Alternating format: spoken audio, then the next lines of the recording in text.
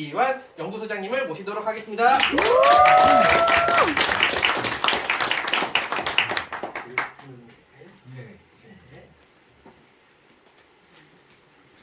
네, 안녕하세요. 바이오션의 연구소장인 선기환이라고 합니다. 반갑습니다. 아마 오늘 저를 처음 보신 분도 계실 거고요. 그동안 저를 또 몇 번 뵌 분들도 계실 건데 제가 지금 여기서 말씀드리는 게 굉장히 딱딱하시고 이해가 안 되시는 게 있을 거라고 생각합니다. 아무래도 이제 전문적인 내용이기도 하고 그런데 최대한 이해가 되실 수 있도록 좀 설명을 해드릴까 하고요. 말씀도 좀 이렇게 좀 쉽게 설명할 수 있도록 해보겠습니다. 먼저 저희가 요번에 도플라 프리미엄이라는 제품을 새로 개발했습니다. 그러면서 크게 바뀐 점들이 몇 가지 있는데요. 처음 가장 큰 변화는 도플라가 프리미엄이라는 단어가 추가가 됐다는 거. 네, 그렇죠. 그리고 이제 그 다음은 사슴 태반을 기존에는 가수분해 태반을 사용을 했었는데 지금은 저희가 사슴 태반에 대한 건조된 분말을 수입해 와가지고 이것을 이제 발효를 통해서 액상으로 만들어서 도플라 프리미엄에 사용을 하였습니다. 그리고 또 하나 추가적인 중요한 내용으로서는 글루타치온이라는 성분을 이번에 도플라 프리미엄에 사용을 해서 그런 부분의 어떤 효능을 극대화할 수 있도록 준비를 했습니다.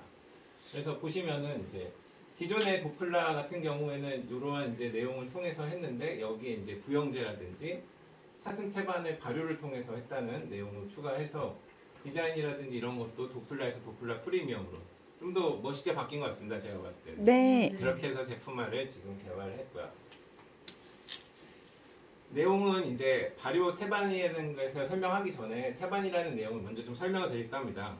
여러분들도 잘 아시다시피 태반은 이제 물체에서 그 새끼를 이제 낳기 위해서 새끼를 이제 임신하고 있을 때 영양분이라든지 면역력이라든지 여러 가지 유효 성분, 굉장히 다양한 좋은 성분들을 타약에 공급하기 위한 통로이고요. 이러한 통로를 통해서 영양분이라든지 이런 걸로 새끼를 보호한다든지 새끼가 건강하게 자랄 수 있도록 하는 것이 태반입니다. 이러한 태반은 예로부터도 많이 이제 사용이 되었는데 보시면은 이제 고대 이제 그리스 히포크라테스는 태반을 약재로 사용했다는 기록이 있고요. 클레오파트라는 이제 젊음을 유지하기 위해서 태반을 사용했으며 양귀비 또한 태반을 미용의 목적으로 사용했다는 기록이 있습니다. 그리고 동양에서는 이거는 이제 자하거라는 약재로 사용을 하는데 저희도 한방 쪽에서는 인태반이나 돼지 태반을 가지고 자하거라는 한약재로서 명칭으로 해가지고 한약을 지을 때 사용하는 약재로 지금 사용하고 있습니다.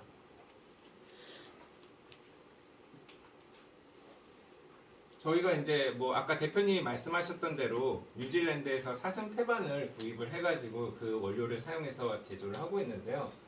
태반에는 이제 크게 이런 히알루론산이라는 원료랑 필수 아미노산 이게 이제 가장 큰 기본적인 이제 효능 성분이고 그 안에 이제 히알루론산, 무기질, 비타민 또 IGF라는 성장 촉진인자라고 들어 있습니다. 태반이 이 새끼를 이렇게 영양분을 공급하면서 새끼가 잘 자랄 수 있도록 또는 면역력을 증가시키기 위한 그런 이제 물질로서 인슐린 라이크 그로스펙터라는 물질이 있는데 이것 또한 태반에서 어떤 효능을 가져오는 굉장히 중요한 인자 중에 하나입니다. 그래서 이러한 태반의 기능성으로서는 항염증 효과, 세포재생, 여성 갱년기, 혈행 개선, 여러 가지 이제 면역이라든지 혈압, 태반에 있는 모든 성분들 자체가 이제 인간이 대사한다든지 생활하는 데 있어서 굉장히 효과를 줄 수 있는 부분이 많이 있고요. 이러한 부분은 아까 말씀드린 이제 태반에 있는 여러 가지 필수 아미노산에서 기본되면서 비타민이라든지 IGF라든지 여러 가지 물질들에서 기반이 돼가지고 효과를 나는 걸로 볼 수 있습니다. 그래서 이러한 것들을 발효를 통해서 지금 여기 보시면 이제 생리활성 물질 증가라든지 여러 가지 효과가 있는데 발효의 가장 큰 장점 저희가 이제 사슴 태반을 기존에 가수분해하는 거를 쓰다가 지금 발효를 하면서 가장 큰 장점은 새로운 생리발성이나 유용한 생리발성 물질을 증가시킨다는 것에 초점을 둘 수가 있을 것 같습니다.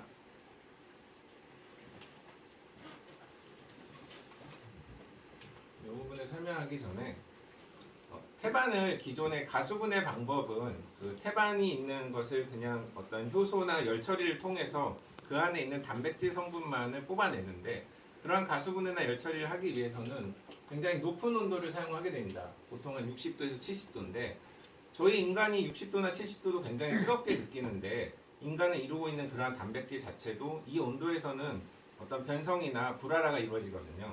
이러한 부분을 발효를 통해서 추출을 하게 되면은 온도가 이제 30도나 40도에서 추출을 하게 되면은 최대한 그러한 단백질의 변성이 이루어지지 않고, 그 다음에 그 안에 들어있는 유용한 생리활성 물질들, 아까 보신 이제 뭐 IGF라든지 히알루론산이라든지 여러 가지 물질들이 손상 없이 추출할 수 있는 그러한 장점이 있습니다. 그게 저희가 기존의 가수분해 분말을 쓰는 것보다 발효 추출물로서 생산하는 것이 더 효과가 있는 가장 큰 메리트라고 생각합니다. 보시면은 이제 기존 방법들, 그러니까 저희가 처음에 사슴태반을 가수분해 방법으로 했을 때는 보시면은 이제 강한 산이라든지 효소나 어떤 그 강한 염을 사용해서 추출을 했었고, 저희가 발효하는 방법은 물에다가 그런 발효균주를 이용한 방법으로 추출을 하는데, 가장 큰 장단점으로 이제 열수나 가수분해 방법은 고온 처리에서 그러한 생리활성 물질들이 대부분 파괴가 되고 있습니다. 그리고 이러한 추출을 통해서 했을 때는 발효보다는 추출의 수율이 좀 저하가 되고요. 그리고 이 염이나 산이라는 것을 사용을 하게 되면은 사람이 직접적으로 그거를 섭취할 수가 없기 때문에 중화 과정을 통해서 중화를 시키게 되면서 염이 발생하면서 짠맛이 가미가 됩니다. 그래서 이러한 짠맛을 제거를 해야지만 이 식품 원료로서 사용이 가능하고요. 그 다음에 단백질만의 가수분해에서 추출하기 때문에 다른 형태의 지질이나 다당체의 생리활성 회수가 불가능하고요. 그에 반해서 발효 방법으로 추출을 했을 때는 온도도 낮은 온도에서 추출하면서 수출 수율 또한 굉장히 높고요. 그러한 효능 성분을 최대한 많이 뽑아낼 수 있는 장점이 있습니다. 또한 단백질뿐만 아니라 지질이나 다당체의 생리활성 물질도 최대한 회수할 수 있는 장점이 있습니다. 그게 이제 저희가 이제 그 태반 안에 들어있는 그런 단백질, 당과 단백질이 결합되어 있는 이런 다당체인 경우에 산 효소 분해로는 그냥 펩타이드나 아미노산으로 그냥 최저의 어떤 기본 단위로 분해가 돼버리는데, 발효를 추출했을 때는 아까 말씀드린 성장인자 IGF라든지 황산 콘드로이친, 사이토카인, 시알산 같은 생리활성 물질이나 효능 물질 또한 이렇게 그대로 보존하면서 추출할 수 있는 장점이 있고요. 당지질 같이 있는 복합, 이런 당과 지질이 합성되어 있는 이런 복합체인 경우에도 산 효소 분해는 다 그냥 지용성 물질들이 파괴돼서 그냥 지질하고 지질로서만 추출이 되는데, 발효 추출을 위해서는 당지질로 이루어진 강글리오사이드라든지 시알산이라든지 이런 부분을 효율적으로 추출할 수 있는 장점이 있습니다.